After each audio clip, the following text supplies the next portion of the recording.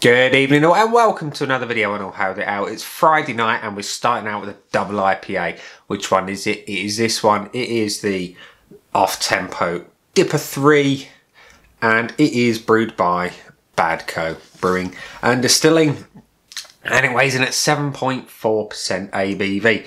It gives you a little bit of information on the can of what to expect. It says notes of peach and stone fruit with a long fruity aftertaste and low bitterness. Mouthful is silken with a resinous tang. Now, I love my bitter resinous IPAs, and for a low bitterness but with resin, that could be interesting, because resin in its nature, that kind of edge tends to be a little bit bitter. Well, we shall see, shan't we? You've got the usual kind of can artwork, you know, slightly abstract-ish. And it also says on the can that you've got your malts are pale ale, light carrot, wheat and oat. Your hop complement is listed as Summit, Chinook, Eldorado and Amarillo. And I like all of those. I do. There's lots of things that I like about Eldorado as a hop. Summit in particular, you know, some of my favourite beers contain Summit, and yeah, like I say, that's what's in there.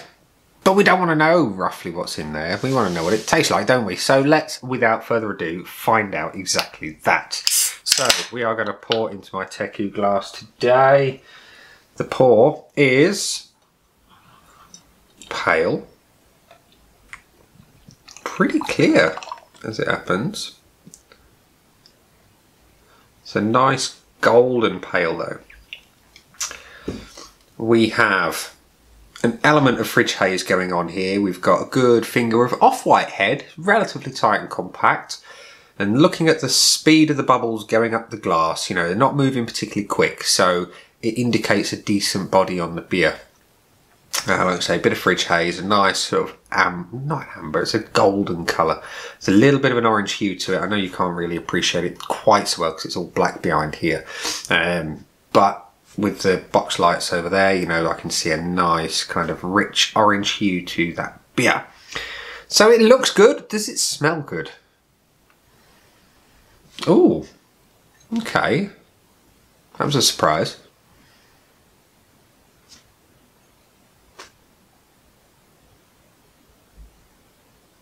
Maybe that was just my nose adjusting up front.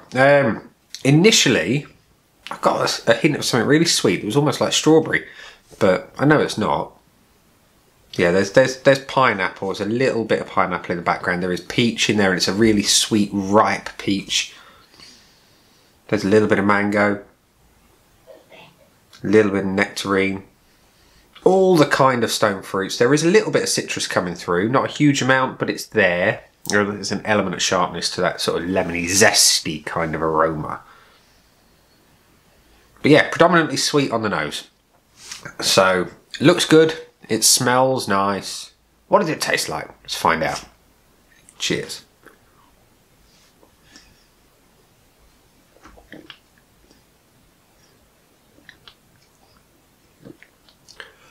First things first. The comment I made about the speed of the bubbles and indicating a good body, it has got a good body to it. It is heavier than medium, but not really heavy. Mouthfeel is kind of silky, as they say. It's smooth. There's a little bit of a sort of like fizz at the end.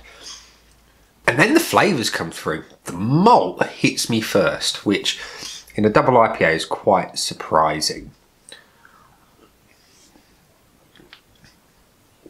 It is a really sweet malt as well. Nothing dark and heavy about this one. It is all that kind of crystal malt, and you know, the body makes sense with the oats in there. Pale ale malts, yeah, that makes sense. It all makes sense. But like I say, for double IPA to be malt forward, that's interesting. The aromas are stronger than the flavours, if that makes sense. So you get more of the fruity aroma than you do on the flavour. There is a bit of an alcohol kick, not a huge one, but it's there. You know you're drinking a 7.4% beer, and it's nice to sort of feel that on occasion, because sometimes brewers hide it really well and it can be perhaps a little bit disconcerting. You know, you want to taste what you're drinking, and this one you can. Hops are there, but they're not prominent. It's not particularly hop forward. Like I say, there's that sweet, sugary crystal malt type flavour coming through. I know it's not crystal malt, but that's the kind of thing. If you're used to it from a real ale, then you'll know what I mean. And then there's that hint of resin that they're talking about as well. It's there. It's not huge. It's on the finish. It's quite nice.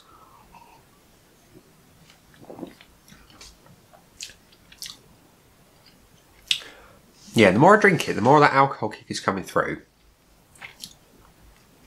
And the more I can't get away from the fact that it's malty rather than it is particularly hoppy. I'm impressed by the body on it though. You know, for the money that you spend, it's less than £3. Is it £3? Yeah, I think it's £3 in Morrison's. You know, and for a beer of the style, you know, it's really good. It's nice to have a bit of oomph to the body. You know, it's something substantial. It's nice.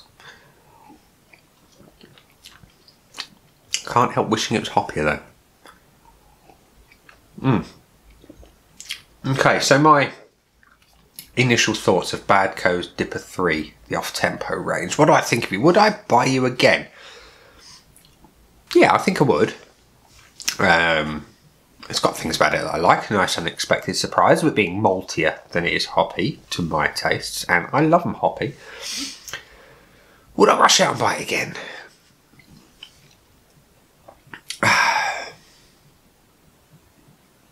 Not sure. Not sure, because when I have a beer of this style, a double IPA, I want them big, bitter, hoppy, smashing you in the face with resin.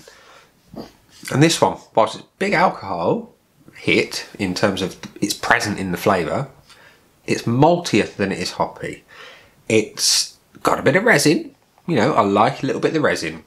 I like lots of the resin, but there's some in it and that's pleasant. I love the body, you know, it's excellent on that front. But I want it hoppier. I do. And on that basis, I'm going to say, no, I wouldn't rush out and buy it again. But it is very, very good for what it is. On the odd occasion, you know, I might want something a little bit more relaxed on the hop front. Ordinarily then, I'd go for something a little bit less, well, less dippery, really. You know, I'd go for something like a regular pale. But you know, there might be the odd occasion where I fancy something with a bigger boozy hit that is not quite so hoppy. Rare, you know, but it might happen.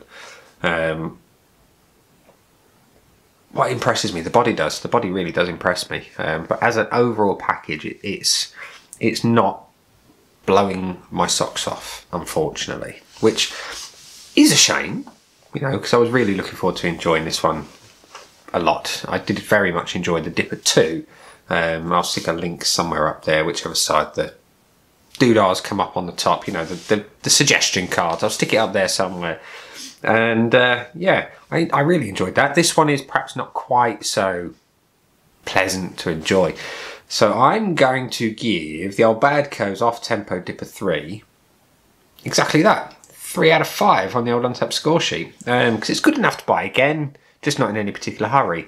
So there we are, ladies and gents, boys and girls. It's Friday night. We're at the point in the video where I'm going to say down there are some buttons. You know exactly what to do with them by now. You've got the like, comment, dislike and subscribe. Choose any combination of them as you wish. I'm going to go and enjoy the rest of the beer and say, that's been the beer. I've been Nick and I will see you again soon for another video. Bye.